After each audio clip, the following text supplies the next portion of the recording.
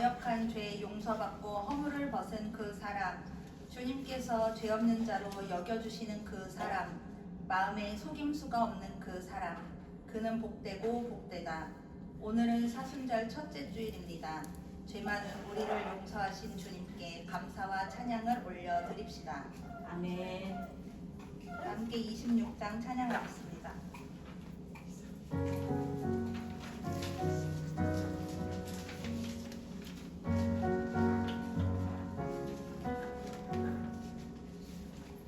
곳에 주를 아는 이들 찬송하고 찬송하세. 맘과 뜻과 힘 다하여 경배드리세.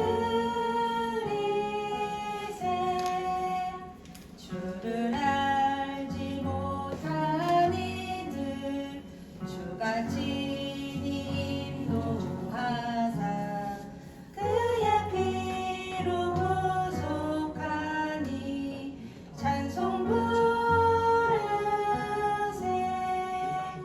약한 사람 도움받아 시험 중에 참게 되니 모든 죄를 이길 힘은 믿음뿐이라. 진리 되신 우리 주는 영원토록 변함없네. 성도들아 주를 믿어 길이 섬기세.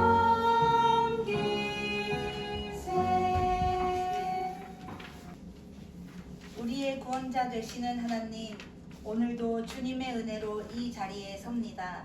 죄된 우리를 용서하시고 다시 품어주시니 감사합니다. 이 시간 우리를 정결케 하시고 주님께로 우리의 삶의 방향을 돌리게 하소서. 예수 그리스도의 이름으로 기도드립니다. 아멘. 주님의 기쁨 되기 원하며 함께 찬양하겠습니다.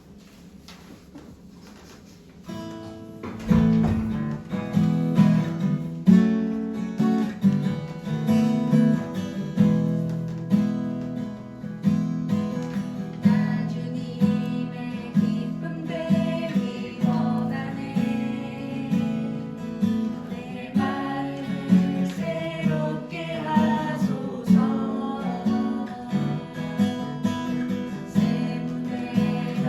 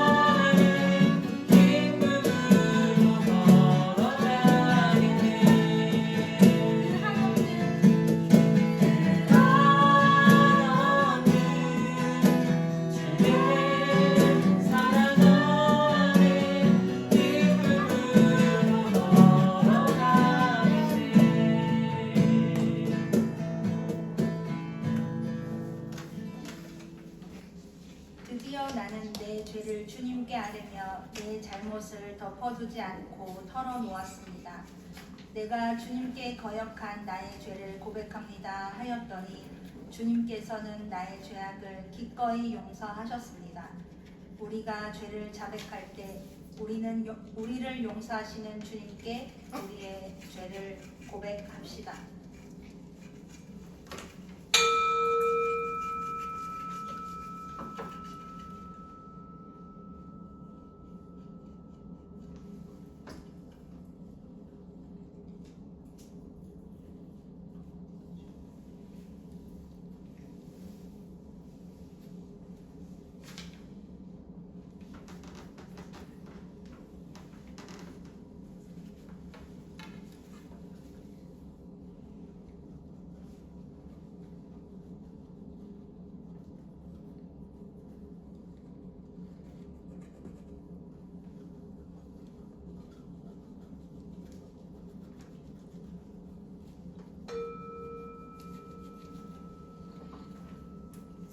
용서는 주님만이 하실 수 있는 것이므로 우리가 주님만을 경외합니다.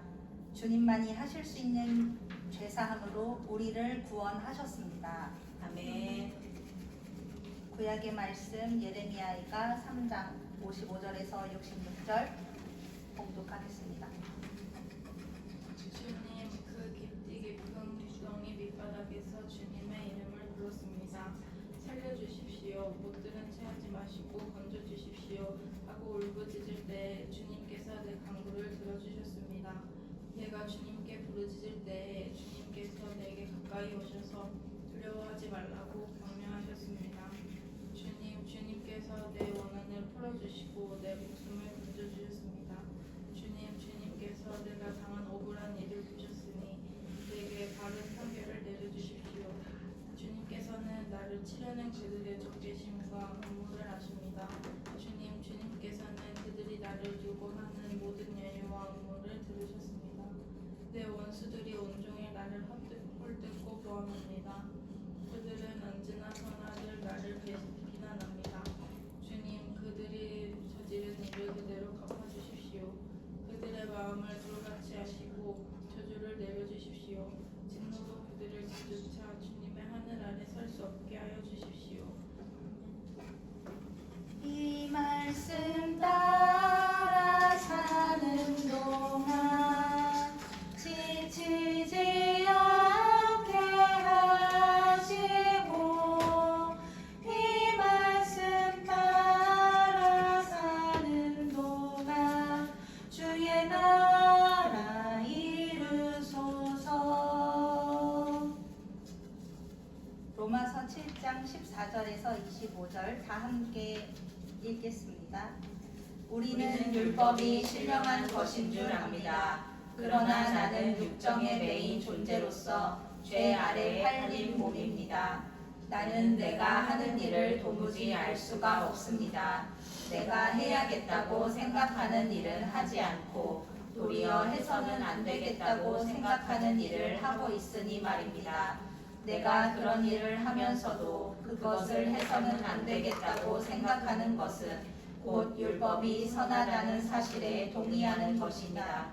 그렇다면 그와 같은 일을 하는 것이 내가 아니라 내 속에 자리를 잡고 있는 죄입니다. 나는 내 속에 곧 내 육신 속에 선한 것이 깃들여 있지 않다는 것을 압니다. 나는 선을 행하려는 의지는 있으나 그것을 실행하지는 않으니 말입니다. 나는 내가 원하는 선한 일은 하지 않고 도리어 원하지 않는 악한 일을 합니다. 내가 해서는 안 되는 것을 하면 그것을 하는 것은 내가 아니라 내 속에 자리를 잡고 있는 죄입니다. 여기에서 나는 법칙 하나를 발견하였습니다. 곧 나는 선을 행하려고 하는데 그러한 나에게 악이 붙어 있다는 것입니다.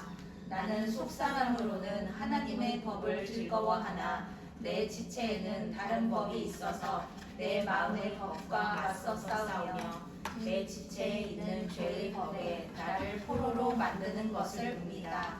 아, 나는 비참한 사람입니다. 누가 이 죽음의 몸에서 나를 건져 주겠습니까? 우리 주 예수 그리스도를 통하여 나를 건져 주신 하나님께 감사드립니다. 그러니 나 자신은 마음으로는 하나님의 법을 섬기고 육신으로는 죄의 법을 섬기고 있습니다. 이 말씀 따라 사는 동안 지치지 않게 하시고 이 말씀 따라 사는 동안 주의 나라 이루소서. 요한복음 13장 16절에서 30절 말씀입니다. 내가 진정으로 너희에게 말한다. 종이 주인보다 높지 않으며 보냄을 받은 사람이 보낸 사람보다 높지 않다. 너희가 이것을 알고 그대로 하면 복이 있다. 나는 너희 모두를 가리켜서 말하는 것이 아니다. 나는 내가 택한 사람들을 안다. 그러나 내 빵을 먹는 자가 나를 배반하였다 한 성경 말씀이 이루어질 것이다. 내가 그 일이 일어나기 전에 너희에게 미리 말하는 것은 그 일이 일어날 때에 너희로 하여금 내가 곧 나임을 믿게 하려는 것이다. 내가 진정으로 너희에게 말한다. 내가 보내는 사람을 영접하는 사람은 나를 영접하는 사람이요 나를 영접하는 사람은 나를 보내신 분을 영접하는 사람이다. 예수께서 이 말씀을 하시고 나서 마음이 괴로우셔서 환히 드러내어 말씀하셨다. 내가 진정으로 너희에게 말한다. 너희 가운데 한 사람이 나를 팔아넘길 것이다. 제자들은 예수께서 누구를 두고 하시는 말씀인지 몰라서 서로 바라다 보았다. 제자들 가운데 한 사람, 곧 예수께서 사랑하시는 제자가 바로 예수의 품에 기대어 앉아 있었다. 시몬 베드로가 그에게 고갯짓을 하여 누구를 두고 하시는 말씀인지 여쭈어 보라고 하였다. 그 제자가 예수의 가슴에 바싹 기대어 주님 그가 누구입니까? 하고 물었다. 예수께서 대답하셨다. 내가 이 빵 조각을 적셔주는 그 사람이 바로 그 사람이다. 그리고 그 빵 조각을 적셔서 시몬 가룟의 아들 유다에게 주셨다. 그가 빵 조각을 받자 사탄이 그에게 들어갔다. 그때 예수께서 유다에게 말씀하셨다. 내가 할 일을 어서 하여라. 그러나 거기 앉아있는 사람들 가운데서 아무도 예수께서 그에게 무슨 뜻으로 그런 말씀을 하셨는지를 알지 못하였다. 어떤 이들은 유다가 돈자루를 맡고 있으므로 예수께서 그에게 명절에 그 일행이 쓸 물건을 사라고 하셨거나 또는 가난한 사람들에게 무엇을 주라고 말씀하신 것으로 생각하였다. 유다는 그 빵 조각을 받고 나서 곧 나갔다. 때는 밤이었다. 이 말씀 따라 사는 동안 지치지 않게 하시고 이 말씀 따라 사는 동안 주의 나라 이루소서.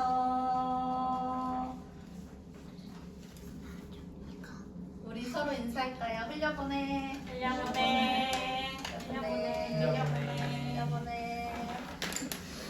네. 이 시간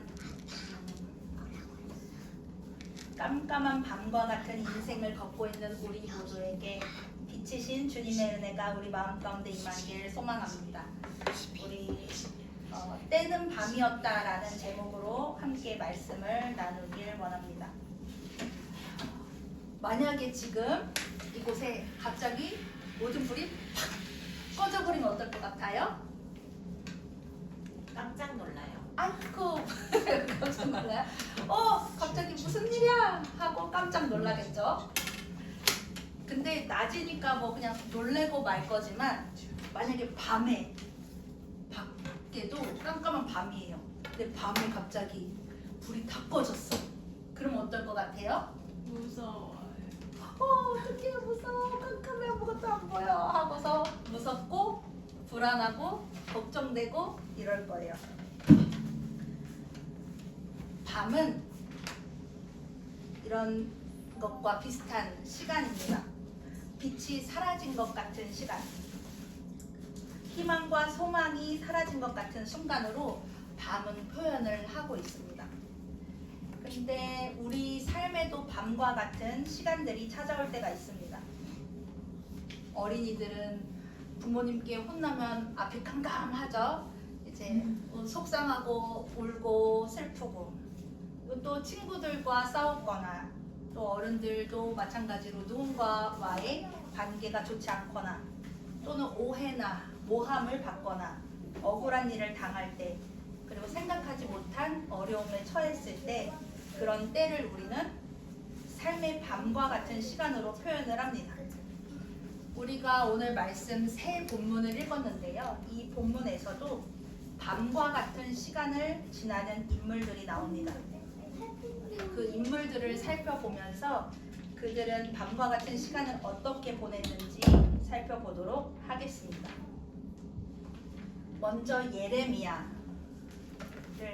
살펴볼게요. 예레미야는 요시야 왕 때부터 남유다가 멸망하기 직전까지 남유다 백성들에게 예언을 한 선지자였습니다. 근데 예레미야의 예언은 보통 이런 내용이었어요. 바벨론에 지금 남유다가 속국으로 있는 상황인데 우리는 바벨론에 항복해야 됩니다. 그래야 우리 유다가 살 수 있습니다. 라고 대개 예언의 내용은 그러했어요. 하나님이 우리를 구원해 주실 거다라는 말이 아니라 바벨론에 항복을 해야지 우리가 산다라는 그런 말을 하고 있는 거죠. 우리가 저기 옆에 있는 강대국 애굽에게 의지하지 말고 우리가 하나님으로부터 벗어난 죄를 지었으니 하나님의 심판을 받아들여야 된다 라고 계속 예언을 했습니다. 이러한 예언은 사실 남유다를 이끌어 가고 있는 지도자들이 듣기에는 거북하고 기분이 나쁜 말이었을 것입니다. 하나님의 뜻이다라고 뜻을 전한답시고 바벨론에게 항복하지 않으면 나라가 망한다는 말 듣기 싫겠죠. 그로 인해서 예레미야의 삶은 모함과 음모와 비난과 야유를 당하는 삶이었습니다. 그 고통스러운 상황의 마음을 예레미야 예가에 담고 있는 것이죠. 오늘 읽은 말씀의 전에 53절에는 이런 예레미야의 호소가 나옵니다. 그들이 나를 산채로 구덩이에 쳐넣고 불로 박아서 못 나오게 했습니다. 이 고백은 그냥 너무 힘들다라는 고백이 아니라 실제로 예레미야가 겪은 일을 다시 회상하면서 고통을 호소하는 이야기예요. 예레미야 38장 6절에는 이런 말씀이 기록되어 있습니다. 예레미야가 겪은 상황을 표현한 거죠. 고관들이 예레미야를 붙잡아서 왕자 말기야의 집에 있는 물 웅덩이에 집어넣었다. 그 웅덩이는 근위대의 뜰 안에 있었으며 사람들은 예레미야를 밧줄에 매달아 웅덩이 속으로 내려보냈는데 그 웅덩이 속에는 물이 없고 진흙만 있어서 예레미야는 진흙 속에 빠져 있었다. 상상을 해봅시다. 누군가 나를 밧줄로 묶어서 웅덩이에 집어넣는데 물조차도 없고 철퍼덕 진흙구덩이에 빠져있는 나의 모습, 굉장히 슬프고 속상하고 고통스럽고 힘들 것이에요. 굉장한 수모를 겪은 거죠. 근데 예레미야는 그 사건만 아니라 억울하게 감옥에도 갇혔고 어떤 말씀 표현에는 새를 사냥하듯이 대적자들이 나를 쫓았다. 대적자들에게 쫓김을 당했다라고 표현을 하고 있습니다. 그러니까 예레미야는 그저 하나님의 말씀을 전할 뿐이었는데 그 삶 자체는 고난 자체였다라는 거예요. 우리도 이런 상황에 몰릴 때가 있지 않은가요? 누군가는 나를 오해하고 어떤 상황에 마음이 쫓기기도 하고 불안과 걱정과 아픔 속에 있을 때가 있을 것입니다. 그때 그러면 우리는 어떻게 그 상황을 이겨내야 할까요? 예레미야는 그런 상황 속에서 이렇게 고백을 했어요. 55절 말씀입니다. 주님, 그 깊디 깊은 구덩이 밑바닥에서 주님의 이름을 불렀습니다. 살려주십시오. 못 들은 채 마시고 건져주십시오 하고 부르짖을 때에 주님께서 내 간구를 들어주셨습니다. 예레미야는 삶의 구덩이에 빠졌을 때 이렇게 했어요. 하나님 살려주세요. 건져주세요 하며 울부짖었습니다. 구덩이에 빠져있는 그 순간에 밤이 깊어지면 더 깜깜해지겠죠. 더 그 괴로운 순간에 그의 울부짖음은 더 커졌을 거예요. 더 깊어졌을 거예요. 하나님 살려주세요. 건져주세요. 우리가 혹시 밤을 지나고 계신가요? 지나고 계시는 분이 계신가요? 그럴 때 우리는 이렇게 해야 합니다. 예레미야처럼 주님께 울부짖어야 돼요. 그것은 즉 기도의 자리로 나아가야 된다는 겁니다. 고난이 왔다면 어른들에게만 고난이 찾아오지 않죠. 우리 청년들에게도 고난이 찾아올 것이고, 그 고난이 뭐 삶의 상황적인 어려움일 수도 있고 무기력한 것도 고난일 수 있고, 앞으로 어떻게 살아가야 될지 모르는 것에 대한 고민도 고난일 수 있고, 우리 모두에게는 고난의 순간이 찾아옵니다. 그럴 때 어쩌냐 그냥 한탄만 하는 것이 아니라 하나님 앞에 나아갈 수 있는 저희가 되었으면 좋겠습니다. 그때 하나님께서는 우리의 기도를 들으시고 주님께서는 우리에게 가까이 오실 것입니다. 그리고 그 고난의 시간을 통해서 하나님을 만나는 칠흑 같은 어두운 밤에 작은 별빛같이 찾아오시는 주님을 경험하게 될 것입니다. 예레미야는 경험했어요. 하나님께 울부짖었더니 가까이 오신 하나님을 경험했습니다. 57절 말씀에 보면 내가 주님께 부르짖을 때에 주님께서 내게 가까이 오셔서 두려워하지 말라고 격려를 하셨습니다. 예레미야의 살아있는 고백이죠. 우리가 부르짖으면, 우리가 기도하면 주님께서 우리 곁으로 다가오십니다. 지금 고난의 순간에 직면해 있다면 그 상황 그대로 주님 앞에 가지고 가세요. 우리의 모든 순간을 듣고 보고 계시는 주님께서 우리 가운데 가까이 오셔서 우리를 위로하시고 안아주시고 하나님은 살아계시다라는 것을 증명해내실 것입니다. 근데 우리가 힘든 상황, 밤과 같은 상황은 외부적인, 환경적인 것으로만 우리에게 찾아오지는 않아요. 사실 모든 문제를 자세히 들여다보면 많은 문제는 내 안에서 시작됩니다. 로마서의 바울 또한 내면의 밤, 즉 죄와의 씨름을 했습니다. 19절에 보면 나는 내가 원하는 선한 일은 하지 않고 도리어 원하지 않는 악한 일을 합니다 라고 고백하고 있어요. 나는 선한 것을 원하는데 나는 어떤 삶을 산다는 거예요? 악한 일을 계속 한다는 거예요. 근데 나는 악한 것을 원하지 않지만 악한 일을 한다는 거예요. 지우야, 좋은 사람이 되고 싶어요? 나쁜 사람이 되고 싶어요? 지은이한테 물어보자. 좋은 사람이 되고 싶나요? 나쁜 사람이 되고 싶나요? 좋은 사람. 좋은 사람이 되고 싶죠. 우리 주원이 착한 선한 사람이 되고 싶나요? 악한 사람이 되고 싶나요? 착한 사람. 착하고 선한 사람. 주린이는 선한 사람이 되고 싶어요? 악한 사람이 되고 싶어요? 선한 사람. 네. 우리 정원지 집사님 선한 사람 되고 싶어요? 악한 사람 되고 싶어요? 네, 선한 사람 되고 싶죠. 누구나 여기서 나 악한 사람 되고 싶어요 하는 사람은 없을 거예요. 다 선하고 싶어요. 그런 불의의 상황에서 정의로운 사람이 되고 싶고, 생명을 죽이기보다 생명을 살리는 사람이 되고 싶은 게 우리의 내면 깊은 곳에서 원하는 것. 하나님의 영을 담고 있는 우리는 다 그래요. 사랑하고 싶고 용서하고 싶고 이해하고 싶고 그렇게 살고 싶습니다. 그런데 우리의 삶을 돌아봅시다. 나는 선하게 살고 있나요? 사랑하며 모든 것을 이해하며 용서하며 품으며 살아가고 있나요? 아니야. 자꾸 악한 나의 모습을 보게 돼요. 정직하지 못하고 비난하고 어떨 때는 불의하기도 해요. 도와줘야 하는데, 내가 해야 하는데, 에이 몰라. 외면하기도 하고, 누군가 미워하고, 미워한 걸 떠나서 저주를 붙기도 하는 우리의 모습을 볼 때가 있습니다. 우리는 하나님의 자녀야, 그리스도인이야 라는 정체성을 갖고 있다고 하면서 우리의 삶의 열매는 그렇지 않다라는 거예요. 얼마나 괴로워요? 나는 선한 삶을 살고 싶은데 나의 행실은 다 악해. 너무나 괴롭습니다. 사실 우리는 완벽히 선한 삶을 살 수 없어요. 선한 사람이 될 수 없어요.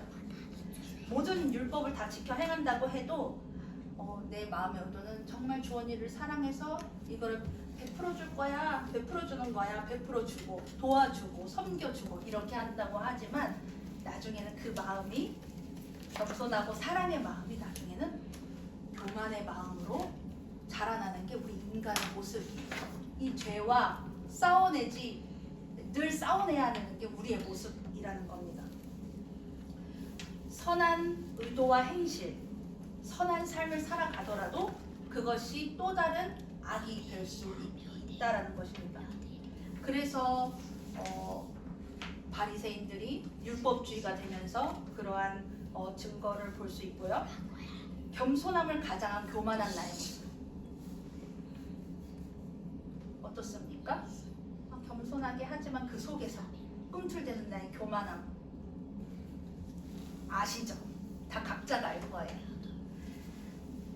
그런데 감사한 것은 이러한 우리의 연약함이 주님 안에 온전히 거할 수 있다는 사실이에요. 바울은 이렇게 고백합니다. 25절에서 우리 주 예수 그리스도를 통하여 나를 건져주신 하나님께 감사드립니다.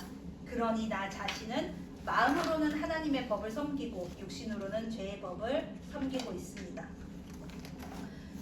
나는 이렇게 하나님의 법과 죄의 법 사이에서 헤맬 수밖에 없는 연약한 존재이지만 인정했어요. 나는 연약한 존재예요. 계속 싸워내야 되는 죄인이에요. 근데 예수 그리스도가 나를 건져주셨다라는 고백을 하고 있습니다. 그리고 감사합니다. 우리는 어쩌면 죽음을 맞이하는 그 순간까지 계속 내면의 죄와의 싸움을 해야 돼요. 이거를 또 다르게 표현하면 영적인 싸움이 되겠죠. 우리는 완벽히 하나님의 법에 설 수 없어요. 끊임없이 죄의 법과 싸우게 되어 있습니다. 그럴 때 이제 그럼 우리는 어떡하냐? 선하게 살고 싶은데 우리는 악해. 어떻게 해야 되냐? 나의 이런 연약함을 인정하고 어두운 밤이 되었을 때 누가 나를 건져 주시겠습니까? 라는 질문을 해야 돼요. 24절에 바울은 이렇게 고백하죠. 나는 비참한 사람입니다. 누가 이 죽음의 몸에서 나를 건져 주겠습니까? 바울의 이 내적인 갈등으로 인한 고통을 이렇게 표현한 거예요. 나는 비천한 사람입니다. 누가 나를 이 죄의 굴레에서 하나님의 법과 죄의 법에 싸우고 있는 이 고통에서 건져주겠습니까? 질문을 하면 답이 나오죠. 예수 그리스도만 날 건져줄 수 있구나. 이 질문을 통한 답을 찾아갈 때, 그럴 때 우리는 감사함으로 한 어두운 밤에서 나올 수가 있게 된다는 것입니다. 근데 성경에 보면 이 어두운 밤에서 못 나온 사람이 하나 있어요. 그게 오늘 읽은 요한복음에서 읽은 유다라는 사람이죠. 우리가 너무 잘 알죠? 유다가 누굽니까?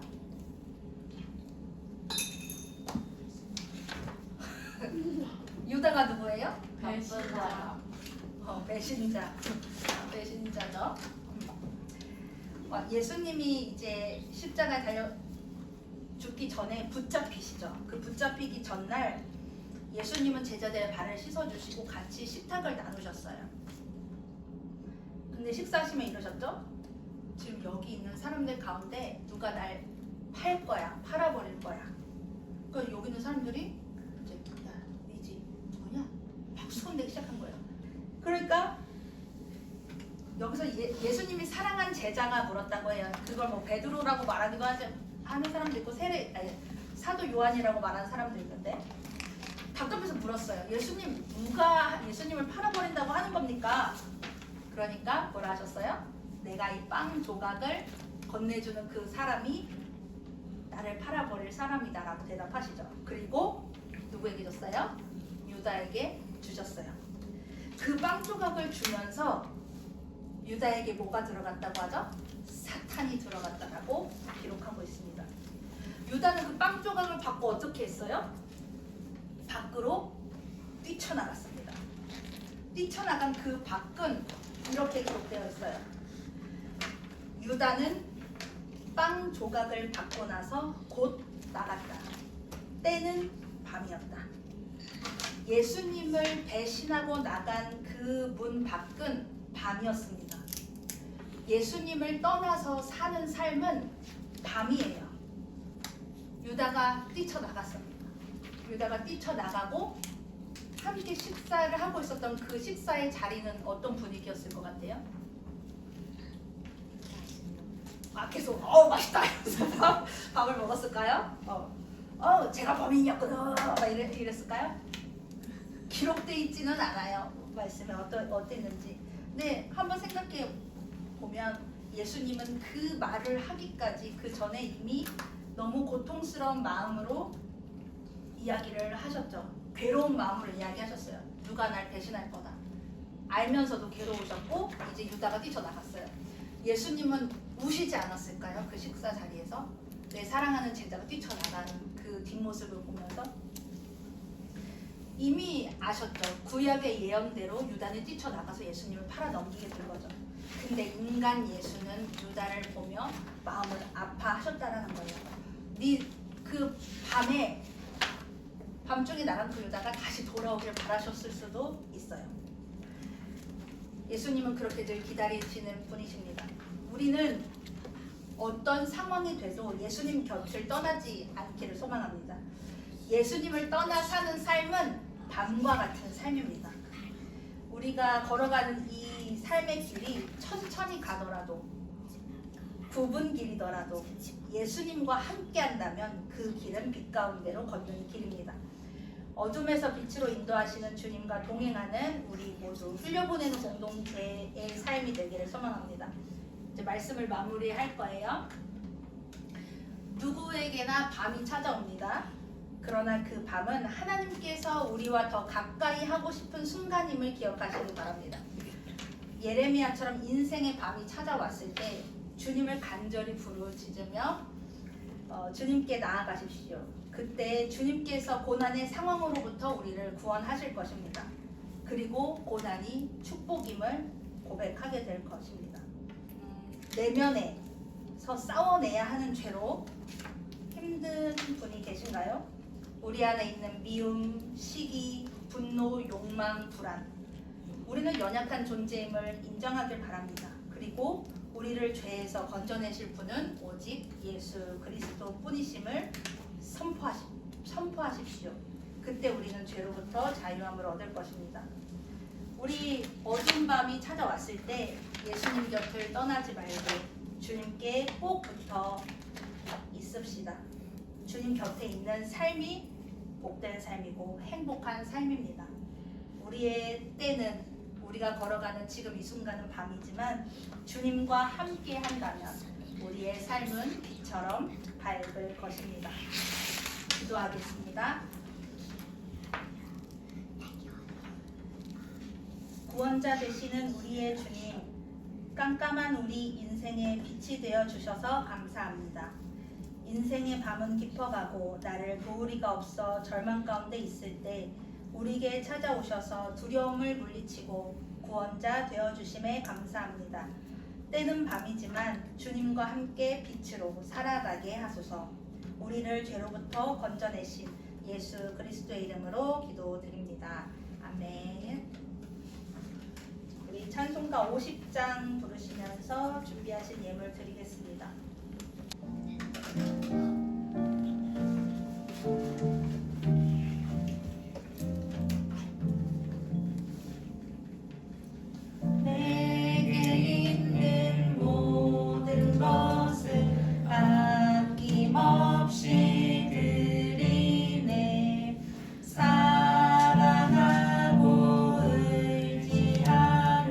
주만 따라 살리라.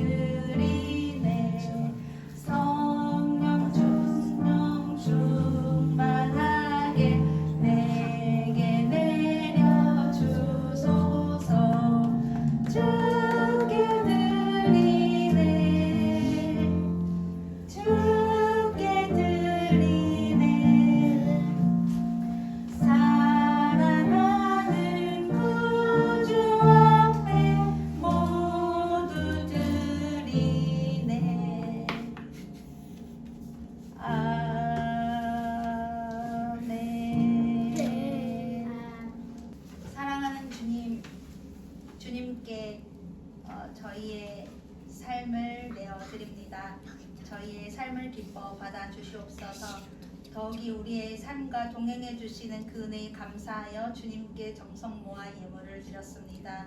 이 예물이 하나님이 기뻐하시는 곳에 사용될 수 있도록 도와주시옵소서.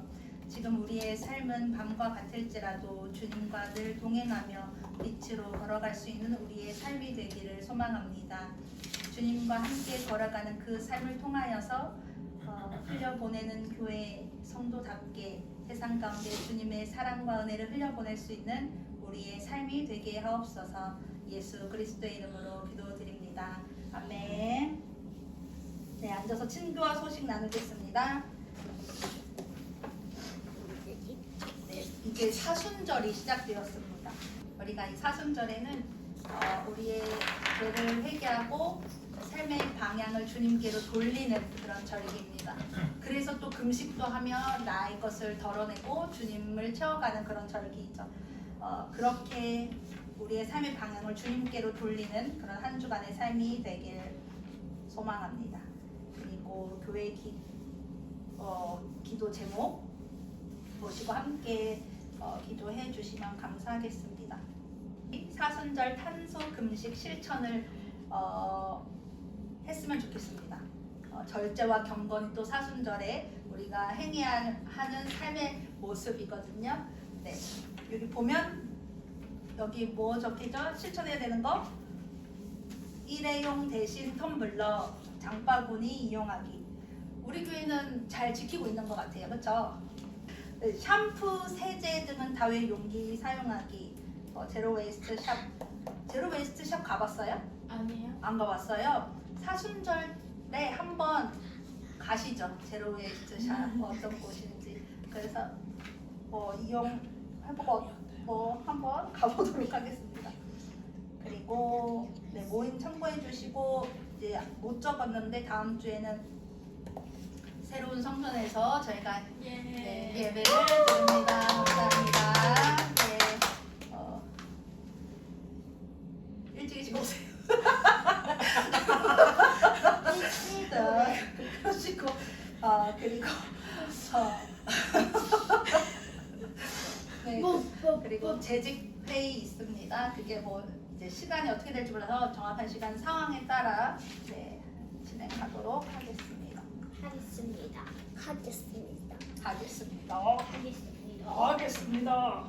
네, 우리 다 같이 일어나셔서 주기도문송 하겠습니다.